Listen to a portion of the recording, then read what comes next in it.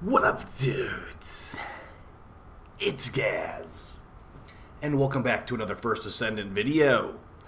So we got a boss fight guide on the Hanged Man today. This is the final boss on the normal version of the game until you unlock hard mode and basically steel path after beating the story in the First Descendant. Had a lot of people act like this fight is a lot harder and you need really particular builds. What I don't really think you do. So let's go over my strategy and how you can easily beat the Hanged Man boss in the First Descendant. This thing is going to be able to, you're going to open amorphous material by destroying this. It can also drop some loot as well. And yes, this is the only fight I'm aware of so far that cannot be soloed in the First Descendant. You are unable to queue for this fight solo in the matchmaking thing, and you have to have a second person, at least 2 people to do this. Actually, I think it says at least 3 people, which is kind of weird because this definitely only takes 2 to beat. So let's get right into the strategy and basically how you can do every single role in this fight, because I'm going to be showing you the point of view of the runner for this fight, but also there is other roles for this fight that are not just doing the runner. So as far as what the purpose of this the mechanics of this Hanged Man fight are, and why we need an actual strategy guide in this, unlike the other ones, unlike most fights in the First Descendant, this fight, the Hanged Man, is not just a DPS check. This has actual mechanics to it, and if you don't do the mechanics, even if you do a ton of damage, actually, unless you do a lot of damage, you have to actually do the mechanics here, and they're not too bad, but if you don't know what to do, it could be pretty annoying. So the main mechanic of the Hanged Man fight is you need to grab this little box underneath the Hanged Man to prevent his wipe attack.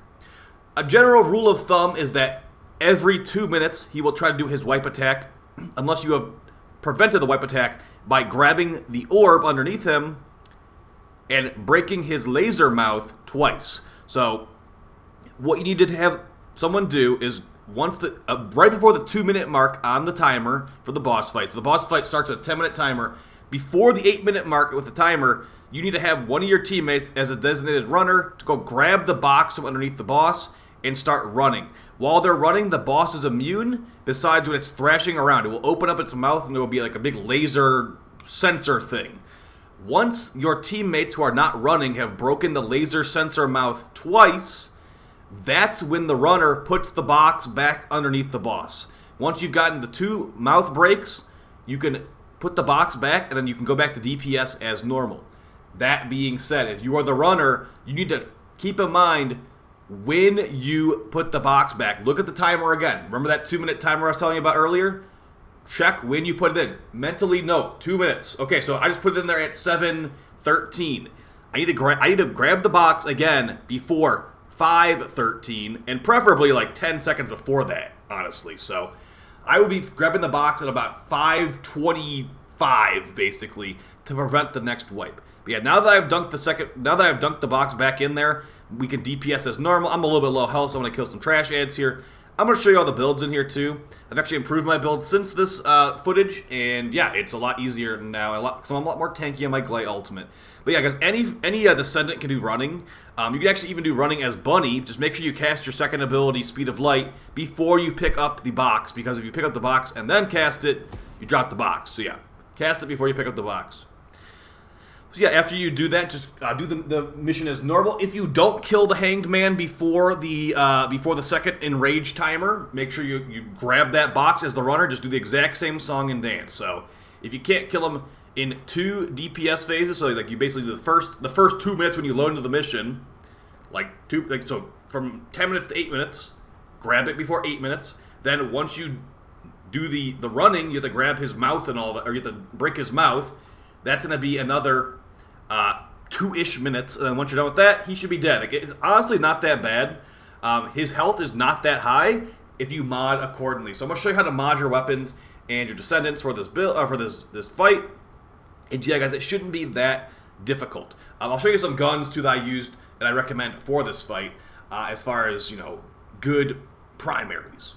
All right, so now that we've gone over a quick run through of the fight, let's go over what I would recommend using in this fight.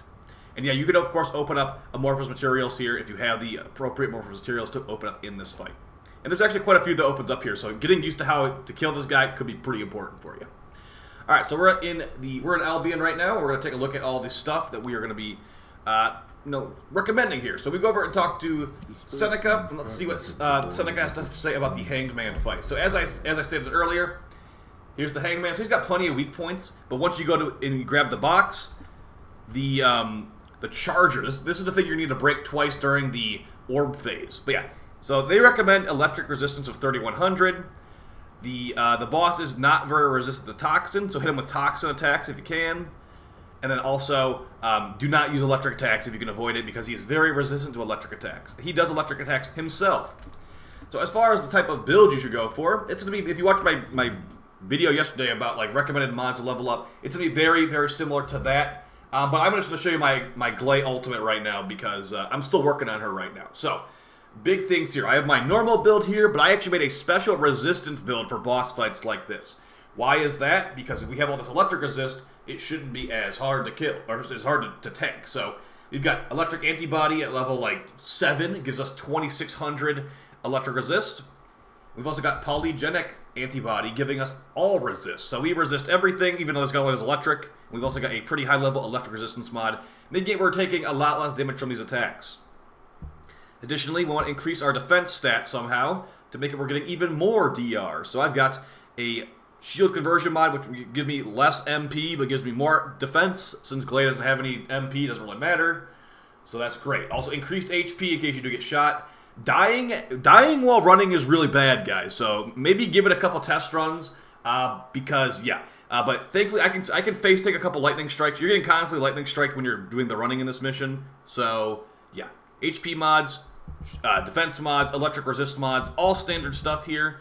Then I've got cooldown reductions to cast my abilities more often. The biggest things here, you can just do this fight with just increased HP, electric resist, and then throw in like a defense mod. You can put on a normal defense mod too if you don't want to be playing Glay. Like, increased defense, the normal version of that is honestly totally fine for everybody else besides Glay, basically. So, yeah, basically just get tanky is what I'm trying to tell you right now. Get tanky, get electric resist, and maybe some cooldown reduction. That's all you really need.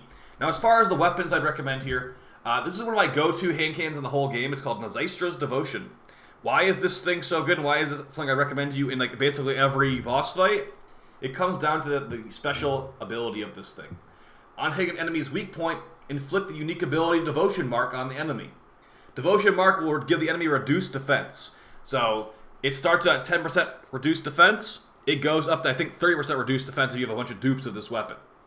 That defense reduction means your entire team's doing more damage to that boss. So pretty good, and it just requires only a weak point hit. So this guy's got really easy weak points.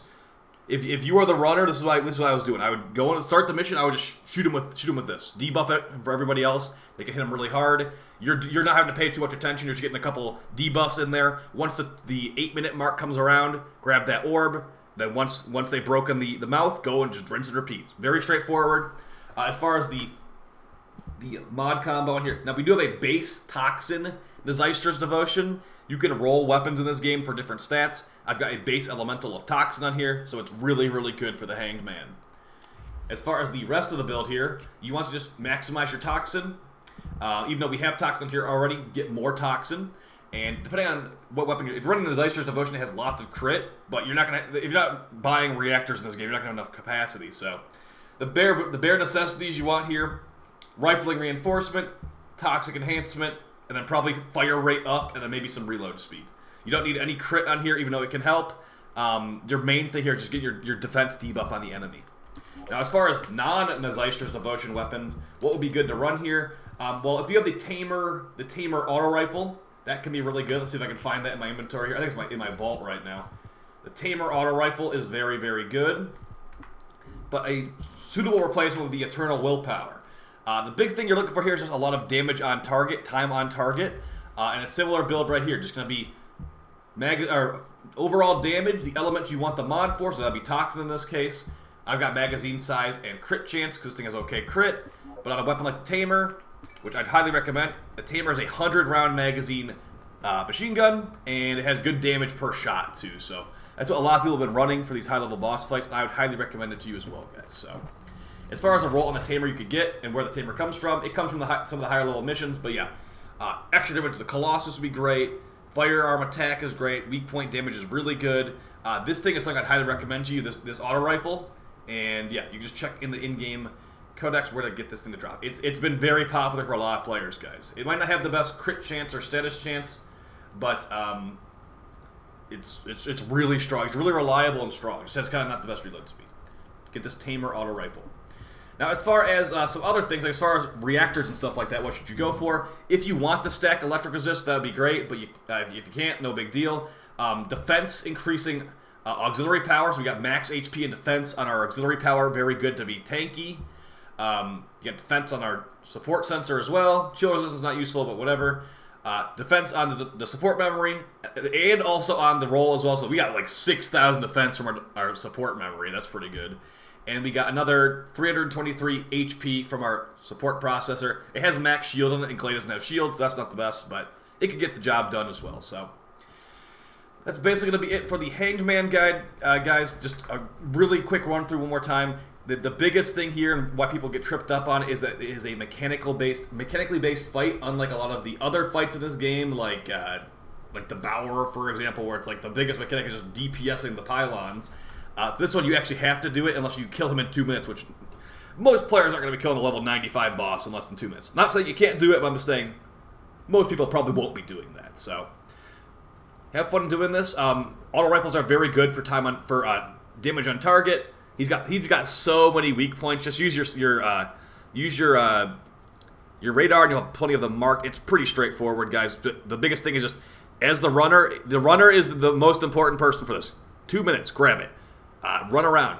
If you are a non-runner and you break the mouth twice, put it in chat. Second mouth broken. Then the runner will know. As the runner, you can't really look at the boss as much because you're just kind of trying to dodge lightning the whole time. You kind of need your teammates to be like, yo, we just did the second mouth, drop it. And also, as far as the timer versus like whatever, there's a little like totem thing in the middle. When the red fluid in that totem gets to the top, that's when you're wiped. But 2 minute timer is a little bit easier to remember. So yeah, if you want to be constantly looking at that totem in the middle, once the fluid reaches the top, you get wiped. But if you don't want to look at that, it's 2 minute timer. So yeah, have fun with the fight, guys. Have fun grinding the first ascendant, and I hope you have a great weekend. You guys take it easy, and I'll see you next time. Peace.